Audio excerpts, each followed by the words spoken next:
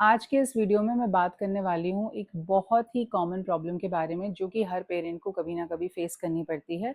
वो है diaper rash या जिसको हम डायपर डर्मेटाइटिस भी बोलते हैं। Hi, I am doctor Neha. I am a twin mom and a dermatologist.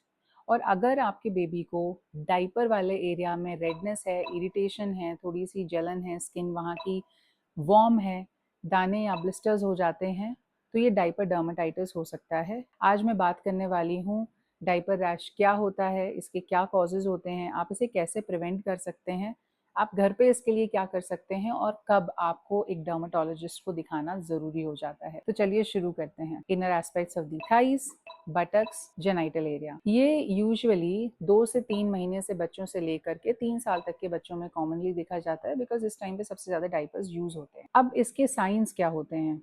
Diaper वाले एरिया में स्किन का रेड हो जाना बहुत कॉमन साइन है। उसके अलावा बच्चे का बहुत ज़्यादा क्रैंकी होना, बहुत रोना, स्पेशली जब आप डायपर चेंज करते हैं, टच करने पे वहाँ पे थोड़ी सी वार्मथ या गर्माहट महसूस होना, और कुछ केसेस में वहाँ पे दाने या ब्लिस्टर्स हो जाना। डायपर रैश के बहुत सारे रीजंस हो सकते हैं। सबसे कॉमन रीज़न होता है प्रोलॉन्ग वेटनेस, यानी कि एक गीला या गंदा डायपर अगर बहुत देर तक बेबी ने पहन के रखा है तो मॉइस्चर के ट्रैप होने की वजह से स्किन इरिटेट हो जाती है, which ultimately leads to a rash. दूसरा कॉमन रीजन होता है फ्रिक्शन। डायपर का बार बार स्किन से रगड़ना एक फ्रिक्शन क्रिएट करता है, जिसकी वजह से सेंसिटिव स्किन होती है बच्चों की, वो इरिटेट हो जाती है, that can lead to a rash. Third reason होता है न्यू फूड। जब बेबीज की वीनिंग होती है, जब वो सॉलिड्स खाना स्टार्ट करते हैं, तो उनके जो स्टूल की एसिडिटी होती है वो चेंज हो रही होती है, जिसकी वजह से स्किन इरिटेट जल्दी हो जाती है, that could also lead to a diaper rash. Fourth common cause है इसका इन्फेक्शंस। एक वेट एरिया जो कि वार्म भी है, कवर्ड है पूरे टाइम, वहां पे कोई वेंटिलेशन नहीं है, is a very good area for the fungus to grow. So that is also common reason for diaper dermatitis. इसके अलावा होता है यूज ऑफ एंटीबायोटिक्स। अगर एक ब्रेस्ट फीडिंग मदर और एक बेबी दोनों में से कोई भी अगर एंटीबायोटिक्स पे होते हैं तो कई बार उसकी वजह से भी डायपर डर्मेटाइटिस हो जाता है। And the other common reason is skin का सेंसिटिव होना या स्किन एलर्जीज होना। सो कई बेबीज की स्किन इतनी सेंसिटिव होती है कि उनको सेंटेड वाइप्स, डिटर्जेंट्स या कोई भी ऐसा प्रोडक्ट, उनकी बॉडी वॉशेस, क्रीम्स जिसमें फ्रेग्रेंसेज हों, वो स्किन को सेंसिटिव कर देती है, स्पेशली जो लोग उस एरिया पे टैल्कम पाउडर का यूज करते हैं। So that makes the skin sensitive, that can also lead to a diaper rash. अब हम बात करते हैं डायपर रैश से बचने के तरीके से। सबसे इंपॉर्टेंट चीज तो ये है कि you make it a point two change the diaper every 2 to 3 hours. Second is सही साइज के डायपर का यूज करें। अगर डायपर टाइट होगा वो अननेसेसरी फ्रिक्शन क्रिएट करेगा और उसकी वजह से रैश बढ़ेगा।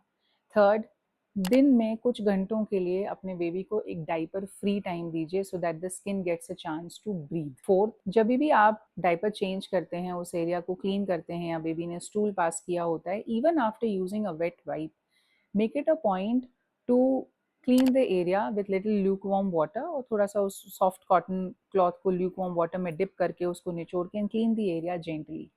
Next is you have to make sure that once you have cleaned the area is dried completely. उसके बाद ही आप दोबारा दूसरा डायपर पहनाइए। उसके अलावा बैरियर क्रीम्स का इस्तेमाल करिए। So barrier creams are nothing but आपके डायपर रैश क्रीम्स जो आते हैं मार्केट में, ये बैरियर क्रीम्स होते हैं, इनमें जिंक ऑक्साइड होता है, कुछ नहीं है तो आप पेट्रोलियम जेली भी यूज कर सकते हैं। तो ये स्किन पे एक बैरियर क्रिएट कर देते हैं। अगर बहुत ज़्यादा मॉइस्चर हो जाता है तो वो स्किन से डायरेक्ट कॉन्टैक्ट में नहीं होता है और स्किन जल्दी इरिटेट नहीं होती है। अब अगर डायपर डर्मेटाइटिस या रैश हो गया है तो आप घर पे क्या कर सकते हैं? सबसे पहला चीज़ तो डायपर फ्री टाइम दें बच्चे को as much as possible. Diaper frequently यानी कि हर 2 घंटे में चेंज करें। टैल्कम पाउडर का इस्तेमाल ना करें। बैरियर क्रीम या डायपर रैश क्रीम्स को हर बार हर डायपर चेंज पे यूज़ करें।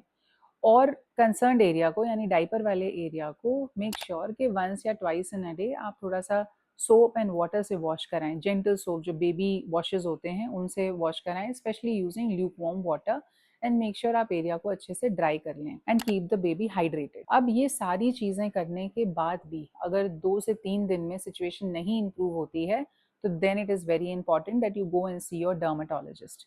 तो अब आपको डॉक्टर के पास कब जाना है? पहला तो जैसे मैंने बताया, if the condition is not improving in 2 to 3 days, तब इफ़ यू आर ऑब्जर्विंग कि आपका बेबी बहुत ज़्यादा क्रैंकी है, बहुत रोता है, स्पेशली आप जब डायपर चेंज करते हो।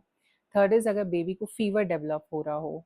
फोर्थ इज़ अगर डायपर रैश के एरिया में छोटे दाने, ब्लिस्टर्स, कट्स आ गए हों या रेडनेस बढ़ गई हो, then it is very important that you go and see your doctor as soon as possible, because इस केस में प्रॉपर ट्रीटमेंट की ज़रूरत होगी और ये सिचुएशन रिजॉल्व हो जाएगी। तो ये थी डायपर डर्मेटाइटिस के बारे में कंप्लीट इन्फॉर्मेशन। याद रखें ये बहुत ही कॉमन प्रॉब्लम है और सही केयर से ये जल्दी से जल्दी ठीक भी हो जाती है, but you have to be vigilant, you have to be observant कि कब आपको जाके डर्मेटोलॉजिस्ट को दिखाना है। I hope this video add some value to your parenting journey. Please like and subscribe to my channel और कमेंट्स में मुझे ज़रूर बताएं कि आप नेक्स्ट किस टॉपिक पे वीडियो चाहते हैं। Thank you so much for watching.